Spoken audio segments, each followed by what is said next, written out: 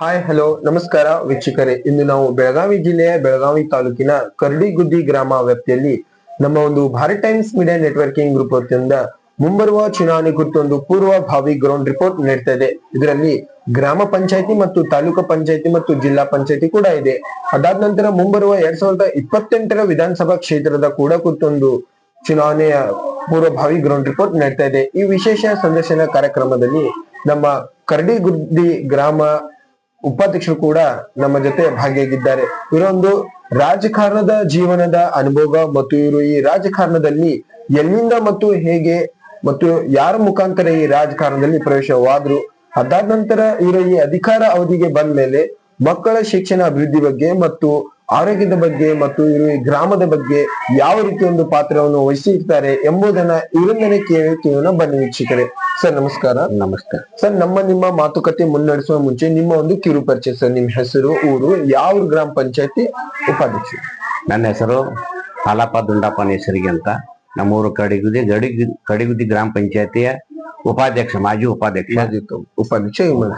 ಸರಿ sir. Sir, ತಾವು ಈ ಅಧಿಕಾರ ಅವಧಿಗೆ ಬರುವ ಮುಂಚೆ ಈ ಗ್ರಾಮದಲ್ಲಿ ಯಾವ ರೀತಿ ಡೆವಲಪ್ಮೆಂಟ್ ಗಳು ಆಗಿದ್ವು, ಆಗಿರ್ಲಿಲ್ಲ? ಅದಾದ ನಂತರ ತಾವು ತಮ್ಮ ಅಧಿಕಾರ ಅವಧಿಗೆ ಬಂದ ಮೇಲೆ ತಾವು ಯಾವ ರೀತಿ ಡೆವಲಪ್ಮೆಂಟ್ ಗಳನ್ನ ಮಾಡಿದ್ದೀರಾ? ನಾನು ಸತತವಾಗಿ 2001ನೇ ಇಸ್ವಿಯಿಂದ ಸತತ ಪ್ರಯತ್ನ ಮಾಡ್ತಾ ಇದ್ದೆ ಗ್ರಾಮ ಪಂಚಾಯತ್ ಇಲೆಕ್ಷನ್ದಲ್ಲಿ ಕೂತು.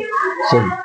ಅವಾಗಿನಿಂದ ನಾನು 2001 ಮತ್ತು 2005ರಲ್ಲಿ ಪ್ರತಿಸ್ಪರ್ಧಿಗಳ ವಿರುದ್ಧ ನಾನು ಸೋಲುಂಡೆ. ಅದ ನಂತರ 2010ರಲ್ಲಿ ನಾನು ಮಾರಿಯಾಳ ಗ್ರಾಮ ಪಂಚಾಯತಿ ಅಂತಿತ್ತು. ಆ ಮಾರಿಯಾಳ ಗ್ರಾಮ ಪಂಚಾಯತಿಯಲ್ಲಿ ನಾನು ಅತ್ಯುನ್ನತವಾಗಿ ಅತ್ಯಧಿಕ ಮತಗಳಿಂದ 3ನೇ ಬಾರಿಗೆ ನಾನು ಆರಿಸಿ ಬಂದೆ 2010ರಲ್ಲಿ. 2010ರಿಂದ ನಾನು ಸತತವಾಗಿ ಈಗಿನವರೆಗೆ ನಾನು ಮೂರು ದಶಕಗಳು ಮೂರು ಸಾರಿ ಆರಿಸಿ ಬಂದು ಈಗ ನನಗೆ ಉಪಾಧ್ಯಕ್ಷ ಸ್ಥಾನವನ್ನ ನಾನು ನೀಡಿ ಗೌರವಿಸ್ತಾ ಇದ್ದಾರೆ. ಅದಕ್ಕಾಗಿ ನಾನು ಬಹಳ ಪ್ರಯತ್ನದಿಂದ ಇಲ್ಲಿ ಗ್ರಾಮ ಪಂಚಾಯತಿ ಸದಸ್ಯನಾಗಿ ಆಯ್ಕೆ ಆದೆ. ಸರಿ ಸರ್. ಸರ್, ತಾವು ತಮ್ಮ ಒಂದು ಅಧಿಕಾರ ಅವಧಿಗೆ ತಾವು ಬಂದ ಮೇಲೆ ಈ ಗ್ರಾಮದಲ್ಲಿ ಕುಡಿಯೋ ನೀರಿನ ವ್ಯವಸ್ಥೆ ಆಗಿರ್ಬೋದು, ಅದಾದ ನಂತರ ಚರಂಡಿ ಆಗಿರ್ಬೋದು, ಗಟಾರಿ ಆಗಿರ್ಬೋದು, ಕ್ಲೀನಿಂಗ್ ಒಂದು ಸ್ವಚ್ಛತೆ ಬಗ್ಗೆ ಆಗಿರ್ಬೋದು, ಮನೆಗಳ ಅನುದಾನ ಬಂದಾಗ ನಿಮ್ಮ ಒಂದು ಪಾತ್ರ ಯಾವ ರೀತಿ ಇರ್ತಿತ್ತು ಸರ್? ನಾನು ಪ್ರಥಮವಾಗಿ ಮಾರಿಯಾಳ ಗ್ರಾಮ ಪಂಚಾಯತಿ ವ್ಯಾಪ್ತಿಯಲ್ಲಿ ನಮ್ಮದು ಕೇವಲ ಕಡಿಗುದಿ ಗ್ರಾಮದಲ್ಲಿ 2 ವಾರ್ಡ್ಗಳಿತ್ತು. 2 ವಾರ್ಡ್ಗಳಲ್ಲಿ 9 ಜನ ಸದಸ್ಯರಂತಿದ್ರು. ಆ 9 ಮಂದಿ ಸದಸ್ಯರಂತಿದ್ದಾಗ ನಮ್ಮಲ್ಲಿ 2 ಊರು ಪಂಚಾಯತಿ ಅನ್ನೋದ್ಲೆ ಅಭಿವೃದ್ಧಿ ಕಾಣ್ತಾ ಇರಲಿಲ್ಲ. ಅವಾಗ ಕೂಡ ನಾನು ಬಹಳ ಪ್ರಯತ್ನ ಪಟ್ಟೆ. 2010ರಲ್ಲಿ ನಮ್ಮ ಊರಿನಿಂದ ಒಬ್ಬರನ್ನು ನಾವು ಪಂಚಾಯತಿ ಅಧ್ಯಕ್ಷರನ್ನ ಮಾಡಿದ್ವು 2010ರಲ್ಲಿ. ಅವರು 2.5 ವರ್ಷಗಳ ಕಾಲ ಅವರು ಸತತ ಪ್ರಯತ್ನದಿಂದ ಅನೇಕ ಕೆಲಸಗಳಾದವು. ನಾವು ಅವರಿಗೆ ಸಹಯೋಗಿಯಾಗಿ ಅವರಿಗೆ ಸಹಕಾರ ಕೊಟ್ಟಿದ್ದೀರಾ? ಸರಿ ಸರ್. ಸರ್, ತಾವು ತಮ್ಮ ಒಂದು ಈ ಅಧಿಕಾರ ಅವಧಿಗೆ ಬಂದ ಮೇಲೆ ತಾವು ಮಕ್ಕಳ ಶಿಕ್ಷಣ ಅಭಿವೃದ್ಧಿ ಬಗ್ಗೆ ಯಾವ ರೀತಿ ತಮ್ಮ ಒಂದು ಪಾತ್ರ ಇರ್ತಿತ್ತು? ತಾವು ವಿಸಿಟ್ ಮಾಡಿ ಬಿಸಿ ಊಟ ಚೆಕ್ ಮಾಡೋದಾಗಿರ್ಲಿ, ಕುಡಿಯೋ ನೀರಿನ ಬಗ್ಗೆ ಆಗಿರ್ಬೋದು, ತಾವು ಸ್ಕೂಲ್ಗಳಿಗೆ ಫ್ಲೈವರ್ಸ್, ಹೈ ಮಾಸ್ಕ್ ಹಾಕ್ಸಿದಾಗಿರ್ಬೋದು, ಗ್ರೌಂಡ್ ಗಳನ್ನ ಮಾಡಿಕೊಟ್ಟಿರೋದಾಗಿರ್ಬೋದು, ಎಂತ ಒಂದು ನಿಮ್ಮ ಒಂದು ಪಾತ್ರ ಇರ್ತಿತ್ತು ಸರ್? ನಾನು ಪ್ರಥಮವಾಗಿ ಆರಿಸಿ ಬಂದಾಗ ನಮ್ಮಲ್ಲಿ 2007ನೇ ಇಸ್ವಿ ಒಳಗ ಹೈಸ್ಕೂಲ್ ಪ್ರೌಢಶಾಲೆ ಸ್ಯಾಂಕ್ಷನ್ ಆಗಿತ್ತು. Okay sir. ಅವಾಗ ಅಲ್ಲಿ ಕೂತು ಕಲೀಲಿಕ್ಕೆ ಮಕ್ಕಳಿಗೆ ಯಾವುದೇ ತರಹದ ಕೋಣೆಗಳು ಇರ್ತಿರ್ಲಿಲ್ಲ. 2012ರಲ್ಲಿ 4 ಕೋಣೆಗಳ ಒಂದು ಹೈಸ್ಕೂಲಕ್ಕೆ 4 ಕೋಣೆಗಳ ಕಟ್ಟಡದ ಒಂದು ಪರ್ಮಿಷನ್ ತಗೊಂಡು ಬಂದು ಅವರಿಗೆ ಎಲ್ಲ ಸಹಕಾರ ಆಗಲಿ ಅಂತ ಹೇಳಿ 2012ರಲ್ಲಿ ನಾನು ಮತ್ತು ನಮ್ಮ ಜಿಲ್ಲಾ ಪಂಚಾಯತಿ ಸದಸ್ಯರು ಶಂಕರಗೌಡ ಪಾಟೀಲ್ ಅಂತೇಳಿ ಅವರ ಸಹಯೋಗದೊಂದಿಗೆ ನಾವೆಲ್ಲರೂ ಕೂಡಿ ಈ ನಮ್ಮ ಶಿಕ್ಷಣ ಅಭಿವೃದ್ಧಿ ಪಥದತ್ತ ಸಾಗಿಸುವಂತ ಕಾರ್ಯಗಳನ್ನ ಮಾಡಿದ್ದೀವಿ. ಅತ್ಯಂತ ಉನ್ನತ ಮಟ್ಟದಲ್ಲಿ ತಾವು ಬೆಂಬಲ. Okay sir. ಸರಿ ಸರ್, ತಮ್ಮ ಒಂದು ಈ ಅಧಿಕಾರ ಅವಧಿಗೆ ತಾವು ಬಂದ ಮೇಲೆ ತಮ್ಮ ವಾರ್ಡಿನ ಜನರಾಗಿರ್ಬೋದು, ಗ್ರಾಮಸ್ಥರ ಒಂದು ಆರೋಗ್ಯದ ಬಗ್ಗೆ ತಮ್ಮ ಒಂದು ಪಾತ್ರ ಯಾವ ರೀತಿ ಇರ್ತಿತ್ತು ಸರ್? ನಾವು ಪ್ರಥಮವಾಗಿ ಆರಿಸಿ ಬಂದಾಗ ನಮ್ಮಲ್ಲಿ ಕುಡಿ ನೀರಿನ ಸಮಸ್ಯೆ ಇತ್ತು. ಆಮೇಲೆ ನಾವು ಆರಿಸಿ ಬಂದ ಕುಡಿ ನೀರಿನ ಸಮಸ್ಯೆ ಎಲ್ಲ ಬಗೆಹರಿಸಿದ್ದು. ವಾರ್ಡ್ ಸಮೇತವಾಗಿ ನಾಂಬೋದು ಒಂದೇ ವಾರ್ಡ್ ಅಂತ ಅಲ್ಲ, ಇಡೀ ನಮ್ಮ ಊರನ್ನ ವಿಶ್ವಾಸಕ್ಕೆ ತೆಗೆದುಕೊಂಡು ಅವ್ರಿಗೆ ಯಾವ್ಯಾವ್ದಾಗ ಅನಾನುಕೂಲತೆ ಇತ್ತು ಅದನ್ನ ಸರಿ ದೂಗಿಸಿ ಅವರಿಗೆ ಒಂದು ಕಾರ್ಯವನ್ನ ಮಾಡಿಕೊಟ್ಟಿದ್ದೀವಿ. ಮಾಡ್ಕೊಟ್ಟಿದ್ದೀರಾ? ಸರಿ ಸರ್. ತಮ್ಮೊಂದು ಗ್ರಾಮದಲ್ಲಿ ಆಸ್ಪತ್ರೆ ಸರ್ ಆತರ ಸೌಲಭ್ಯ ಇದೆಯೋ ಇಲ್ವೋ? ಆಸ್ಪತ್ರೆ ಸೌಲಭ್ಯ ಇದೆ. ಹ್ಮ್. ಅದು ಅದರದ ಪ್ರಾಥಮಿಕ ಆರೋಗ್ಯ ಕೇಂದ್ರ ಅಂತ ಇದೆ, ಸುಳಿವಾಣಿ ಕೇಂದ್ರ, ಉಪ ಕೇಂದ್ರ ಇಲ್ಲಿ ನಮ್ಮ ಕಡಿಗುದಿ ಗ್ರಾಮದಲ್ಲಿ ಇದೆ. ಇದೆ ಸರ್. ಎಲ್ಲ ಸರಿಯಾಗಿ ನಡೀತಾ ಇದೆ? ಸರಿಯಾಗಿ ನಡೀತಾ ಇದೆ. Okay sir. ಸರಿ ಸರ್. ಸರ್, ಇವಾಗ ರಾಜ್ಯ ಸರ್ಕಾರದ ಆದೇಶ ಪ್ರಕಾರ ಮತ್ತು ನಿರ್ಧಾರ ಪ್ರಕಾರ ಒಂದು ಗ್ರಾಮ ಒಂದು ಚಿಹ್ನೆ ಇದರ ಬಗ್ಗೆ ನಿಮ್ಮ ಅಭಿಪ್ರಾಯ, ನಿಮ್ಮ ಅನಿಸಿಕೆ ಏನಿದೆ ಸರ್? ಇಲ್ಲಿ ನಮ್ಮ ಹಳ್ಳಿಗಾಡಿನಲ್ಲಿ ಅದು ಒಂದು ಗ್ರಾಮ ಒಂದು ಪಂಚಾಯತಿ ಅಂದ್ರೆ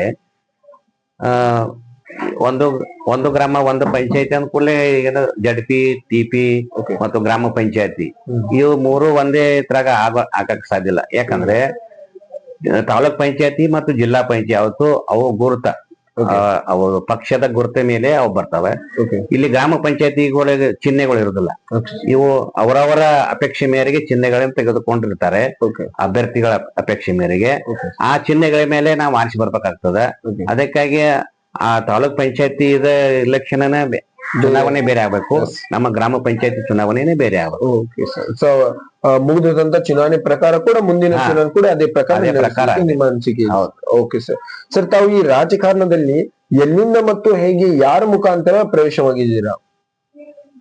ನಾನು ಒಂದು ಸಮಾಜ ಸೇವೆಯನ್ನು ಮಾಡ್ತಾ ನಾನು ಪ್ರತಿಯೊಂದು ನಮ್ಮ ಗ್ರಾಮದಲ್ಲಿ ಇವತ್ತು ನನ್ನ ಒಂದು ಭಜನಾ ಸಂಘ ಅಂತ ಇದೆ, ಶ್ರೀ ಬಸವೇಶ್ವರ ಭಜನಾ ಸಂಘ ಅಂತ ಹೇಳಿ.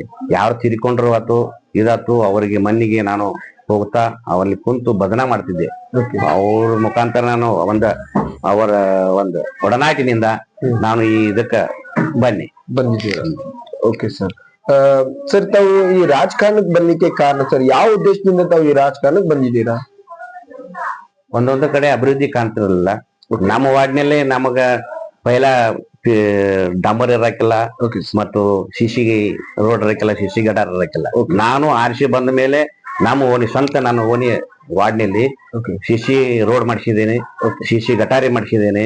ಎಲ್ಲ ನಿಂತು ಜವಾಬ್ದಾರಿ ವತಿಯಿಂದ ವಹಿಸ್ಕೊಂಡು ನಾ ಮಾಡಿಸಿ ಅವೆಲ್ಲ ಈ ರೀತಿ ಒಳ್ಳೆ ಮಟ್ಟದಲ್ಲಿ ಅಭಿವೃದ್ಧಿ ಮಾಡಿಸಿದ್ವಿ. ಸರಿ ಸರ್. ಸರ್, ಇವಾಗ ಜನಗಳ ಒಂದು ನಿಮ್ಮ ಅಚ್ಚುಮೆಚ್ಚಾಗಿ ನಿಮ್ಮ ಒಂದು ಕರ್ತವ್ಯ, ನಿಮ್ಮ ಒಂದು ಈ ಡೆವಲಪ್ಮೆಂಟ್ ಗ್ರಾಮದಲ್ಲಿ ಅಭಿವೃದ್ಧಿ ತಂದಿರುವಂತ ಬದಲಾವಣೆ ನೋಡಿ ಮುಂಬರುವ ಚುನಾವಣೆ ಮುಂದಿನ ದಿನಗಳಲ್ಲಿ ನಿಮಗೆ ಮತ್ತೊಂದು ಅವಕಾಶ ಕೊಟ್ಟು ನಿಮ್ಮನ್ನೇ ಆರಿಸಿ ತರುವಂತ ಬೇಡಿಕೆ ಮತ್ತು ಅಭಿಪ್ರಾಯ ಇದೆ. ಸೊ ನೀವು ಮುಂದಿನ ದಿನಗಳಲ್ಲಿ ಭಾಗಿ ಆಗ್ತಿದ್ದೀರಾ ಅಥವಾ ಬೇರೆಯವರಿಗೆ ಅವಕಾಶ ಮಾಡಿಕೊಡ್ತಿದ್ದೀರಾ? ನನ್ನ ಅಪೇಕ್ಷೆ ಮೇರೆಗೆ ಜನಗಳ ಒಂದು ಆಶೀರ್ವಾದದಿಂದ ನಾನು ಈಗಾಗಲೇ ಬಂದಿದ್ದೀನಿ. ಮತ್ತೊಮ್ಮೆ ಅವ್ರ ವಿಶ್ವಾಸಕ್ಕೆ ತಗೊಂಡು ನಾನು ಬರಬೇಕಂತ ಚುನಾವಣೆಯಲ್ಲಿ ಸ್ಪರ್ಧೆ ಮಾಡ್ಬೇಕಂತ ಇಚ್ಛಾ ಉಳ್ಳದು. Okay sir. ಸರ್, ತಮ್ಮ ಒಂದು ಆರಿಸಿ ತನ್ನಂತ ನಿಮ್ಮ ಜನಪ್ರೇಮಿಗಳಿಗೆ, ನಿಮ್ಮ ವಾರ್ಡಿನ ಜನರಾಗಿರ್ಬೋದು, ಗ್ರಾಮಸ್ಥರಿಗೆ ನಿಮ್ಮ ಒಂದು ಹೃದಯದ ಮಾತು ಹೇಳಿಕ್ಕೆ ಏನ್ ಇಷ್ಟಪಡ್ತಿದ್ದೀರಾ? ನಾನು 3 ಸರ್ತಿ ಈ ಗ್ರಾಮ ಪಂಚಾಯತಿ ಸದಸ್ಯನಾಗಿ ಮತ್ತು ಉಪಾಧ್ಯಕ್ಷನಾಗಿ ಹಲವಾರು ಸಮಿತಿಯ ಸದಸ್ಯನಾಗಿ ಹಲವಾರು ಸೇವೆಗಳನ್ನು ಮಾಡಿದ್ದೇನೆ. ಮತ್ತು ನಮ್ಮ ಗ್ರಾಮ ಪಂಚಾಯತಿ ಸ್ವತ್ತಿನಲ್ಲಿ ಬರುವಂತ ಎಲ್ಲ ನಮ್ಮ ಸಾರ್ವಜನಿಕರು ನನಗೆ ಬಹಳ ತುಂಬಾ ಪ್ರೀತಿಯುಳ್ಳವರಾಗಿದ್ದಾರೆ. ಅವರ ಆಶೀರ್ವಾದದಿಂದ ನಾನು ಈ ಮಟ್ಟಕ್ಕೆ ಬಂದಿದ್ದೇನೆ. ಮತ್ತು ಅವರಿಗೆ ನಾನು ಇನ್ನೊಮ್ಮೆ ನಮಗೆ ಆಶೀರ್ವಾದ ಮಾಡ್ಬೇಕಂತ ಹಾಗೂ ಈಗಾಗಲೇ ನನಗ ಸೇವೆಯನ್ನ ಮಾಡ್ಲಿಕ್ಕೆ ಕಳಿಸಿದಂತ ಎಲ್ಲ ನನ್ನ ಮತಬಾಂಧವರಿಗೆ, ನನ್ನ ಪ್ರತ್ಯಕ್ಷವಾಗಿ ಅಪ್ರತ್ಯಕ್ಷವಾಗಿ ದುಡಿದಂತ ಎಲ್ಲ ನನ್ನ ಬಂಧು ಬಾಂಧವರಿಗೆ ನಾನು ಅವರಿಗೆ ಧನ್ಯವಾದಗಳನ್ನ ಹೇಳ್ತೇನೆ. ಹೇಳಕ್ ಇಷ್ಟಪಡ್ತಿದ್ದೀರಾ? Okay sir. ಸರ್, ಈ ರೀತಿಯೆಲ್ಲ ತಾವು ಗ್ರಾಮಗಳಲ್ಲಿ ಆಯ್ತು, ನಿಮ್ಮ ವಾರ್ಡ್ಗಳಲ್ಲಿ ತಾವು ಅಭಿವೃದ್ಧಿ ಕೂಡ ಮಾಡಿದಿರ, ಇನ್ನೂ ಕೂಡ ಉನ್ನತ ಮಟ್ಟದಲ್ಲಿ ತಾವು ಮುಂದಿನ ಚುನಾವಣೆ ಭಾಗಿ ಆಗ್ತಿದ್ದೀರಾ. ಸೊ ನಿಮ್ಮ ಒಂದು ಅಭಿಪ್ರಾಯ ಯಾವ ರೀತಿ ಇದೆ? ಇನ್ನೂ ಕೂಡ ಗ್ರಾಮಗಳಲ್ಲಿ ಉನ್ನತ ಮಟ್ಟಗಳಲ್ಲಿ ಯಾವ ರೀತಿ ಅಭಿವೃದ್ಧಿ ಮಾಡುವ ಅಭಿಪ್ರಾಯ ಹೊಂದಿದ್ದೀರಾ ಸರ್? ನಾವು ಈಗಾಗಲೇ ಅಭಿವೃದ್ಧಿ ಮಾಡಿದ್ವಿ. ನಮ್ಮದು ಗ್ರಾಮ ಪಂಚಾಯತಿ ಅಂತ ಮಾರಿಯಾಳ ಗ್ರಾಮ ಪಂಚಾಯತಿ ಒಳಪಟ್ಟಿತ್ತು ನಮ್ಮೂರ. 2015ರಲ್ಲಿ ಎಚ್ ಕೆ ಪಾಟೀಲ್ ಅವರು ಗ್ರಾಮೀಣ ಅಭಿವೃದ್ಧಿ ಸಚಿವರಿದ್ರು.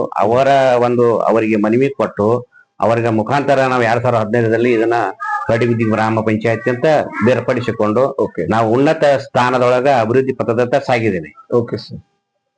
ಸರಿ ಸರ್. ಇಲ್ಲಿವರೆಗೂ ನಿಮ್ಮ ಸಮಯ ನಮ್ಮ ಭಾರತ್ ಟೈಮ್ಸ್ ಮೀಡಿಯಾ ನೆಟ್ವರ್ಕಿಂಗ್ ಗ್ರೂಪ್ಗೆ ನೀಡಿದ್ದಕ್ಕೆ ತುಂಬಾ ಹೃದಯದ ಧನ್ಯವಾದಗಳು.